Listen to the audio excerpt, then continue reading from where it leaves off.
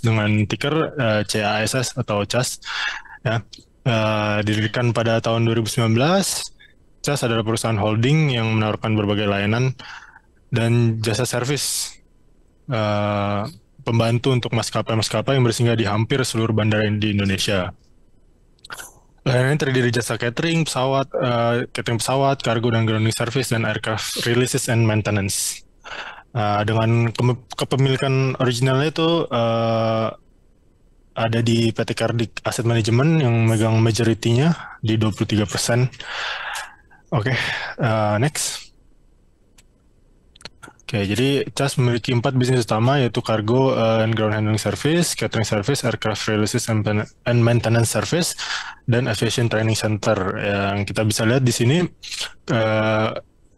kontribusi revenue terbesarnya itu ada di jasa cargo and ground handling service ya, yang dimana layanan ini yang menghandle semua urusan berhubungan dengan support pesawat, mulai dari layanan bagasi, aircraft handling, peralatan darat, operasi ruang tunggu, dan layanan penyambutan dan pengawalan juga.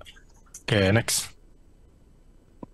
Oke, kita bisa lihat di sini CAS melayani hampir semua maskapai yang singgah di bandara utama di Indonesia ya, seperti Air Malaysia, Saudi Arabia, AirAsia, hampir semuanya ya, Philippine Airlines, dan tentu Garuda Indonesia. Pokoknya hampir semua maskapai yang singgah di bandara yang bandara internasional pasti CAS menghandle hampir semuanya itu. Next. Oke, di sini sektor penerbangan di Indonesia itu ya adalah yang terbesar ya di Asia Tenggara. Karena ya Indonesia kan negara kepulauan terbesar. Jadi penting untuk menghubungkan lebih dari 17.000 pulau.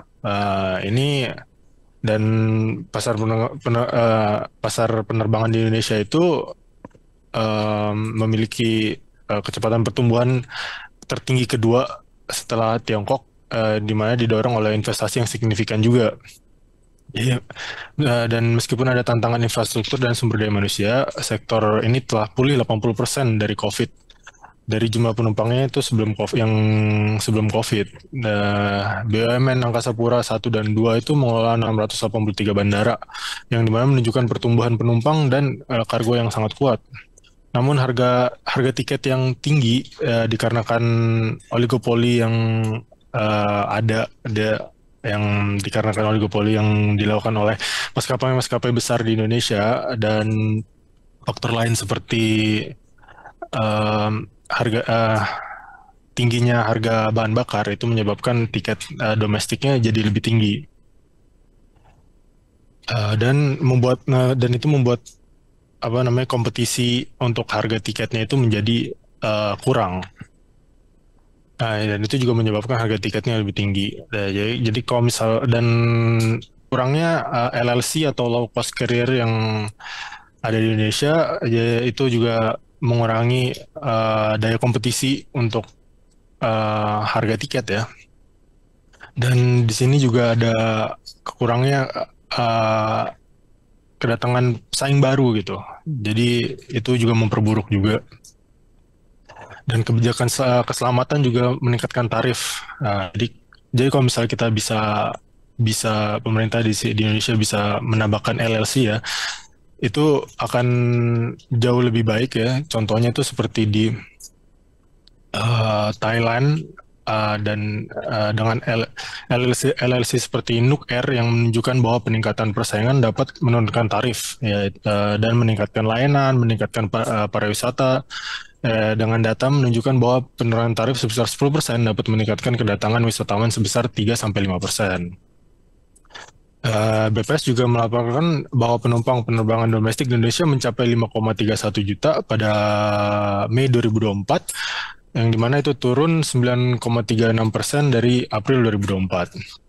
Penurunan signifikan juga terlihat penurunan signifikannya itu terlihat di Kuala Namu Medan sebesar 17%, Hasanuddin Makassar sebesar 13%, dan Soekarno-Hatta sebesar 3%. Sementara Ngurah Rai terus meningkat di 7%, dan Juanda Surabaya tetap stabil. Dan untuk dari Januari hingga Mei 2024, penumpang penerbang domestik mencapai 25,2 juta, yang dimana naik 1,11% dari periode yang sama tahun lalu. Penumpang internasional pada Mei 2024 mencapai 1,6 juta, naik 7,12% dari April 2024, dengan peningkatan ini signifikan di Hasanuddin Makassar itu sebesar 76,6%, dan Ngurah Rai Denpasar itu ada kenaikan juga sebesar 10,23%. Penurunan terlihat di Kuala Namu Medan ya masih di 10,42%, dan Juanda Surabaya juga mengalami penurunan 5-72%, serta Soekarno-Hatta juga mengalami penurunan sebesar 0,20% dari Januari hingga Mei 2024. Penumpang internasional mencapai 7,7 juta, naik 29,17% dari periode yang sama tahun lalu. Next. Oke, pada first Q 2024, perusahaan melaporkan peningkatan pendapatan operasional sebesar 29,5% year on year, naik dari 477 miliar di first Q 2023 menjadi 618 miliar. Pertumbuhan ini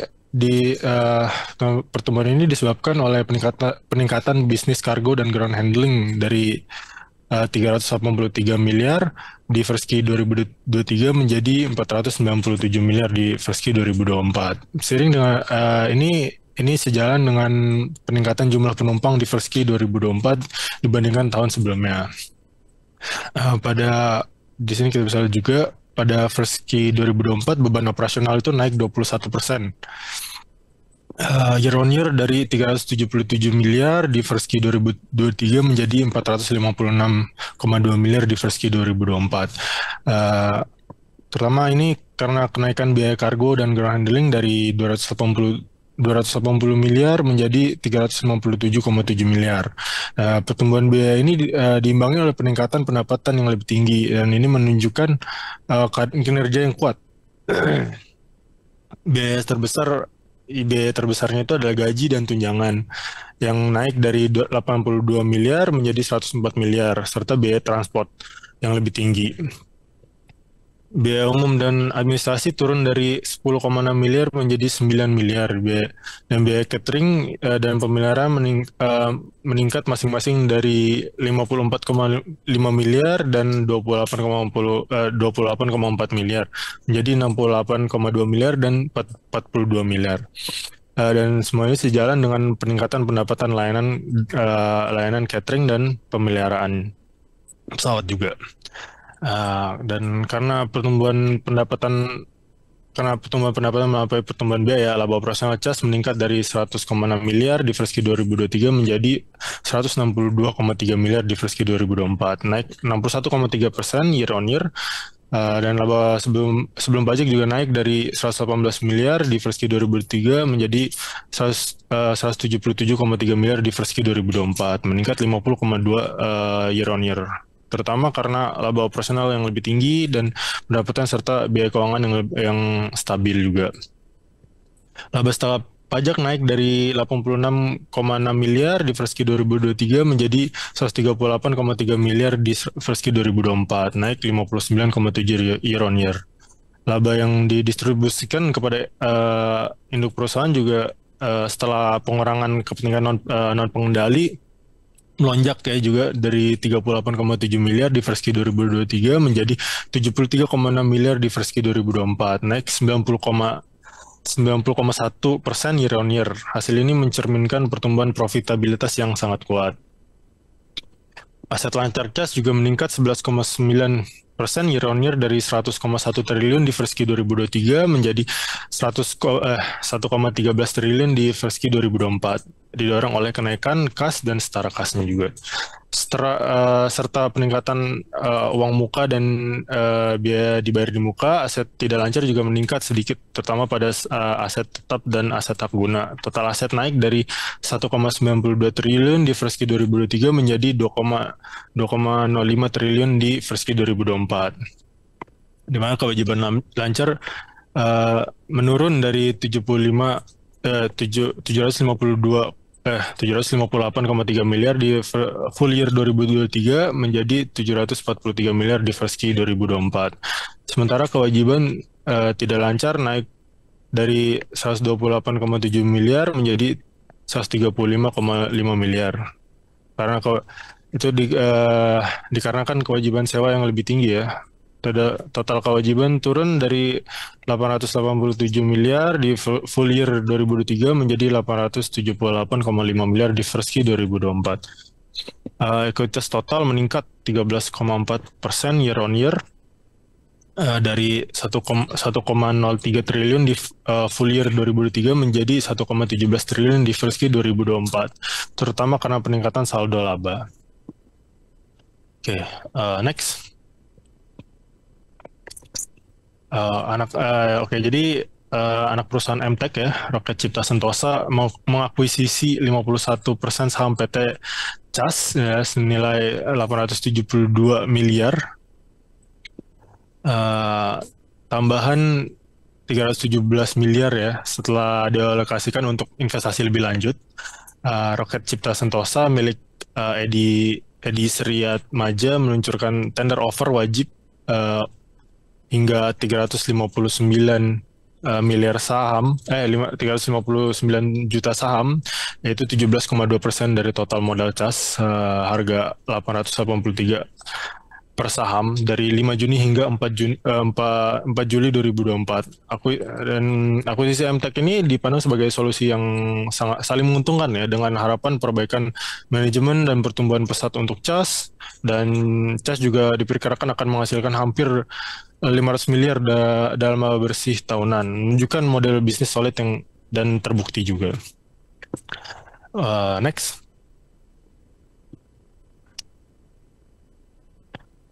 Prediksi peningkatan penerbangan 2024 dan 2025 pasca COVID dengan pertumbuhan signifikan berjalan ya. Dengan pertumbuhan signifikan perjalanan haji juga, yang dimana Arab Saudi berencana meningkatkan jamaah umroh dari Indonesia menjadi lebih dari 2 juta pada 2024, naik 1,5 juta pada 2023, didukung oleh regulasi visa terbaru, dan Garuda Indonesia juga melaporkan peningkatan penumpang 19% year on year menjadi 5,42 juta, dan frekuensi penerbangan naik juga 15% year on year menjadi 39.700 penerbangan di first Q 2024. Pemerintah juga berencana menurunkan harga tiket pesawat domestik ya sebesar 10% sebelum Oktober 2024 ini.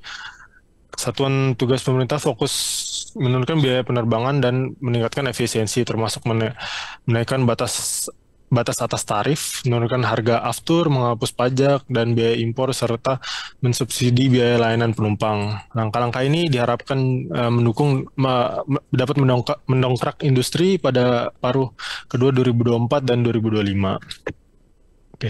Next.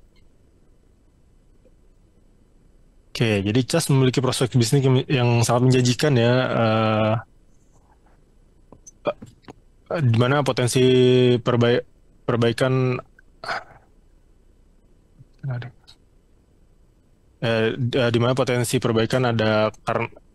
ada karena frekuensi penerbangan di Indonesia diperkirakan akan melebihi level sebelum pandemi pada 2024 dan 2025 ini, didorong dengan meningkatnya daya beli dan penurunan harga tiket. Dan ini semua didukung oleh investasi MTech dan kemungkinan perubahan Dewan Direksi dianggap sebagai perkembangan positif. Saat ini CAS diperdagangkan pada tiga kali nilai buku dan lebih tinggi dari rata-rata 5 tahun sebelumnya, yaitu 1,9 kali. Next. Sekian dari saya. Terima kasih.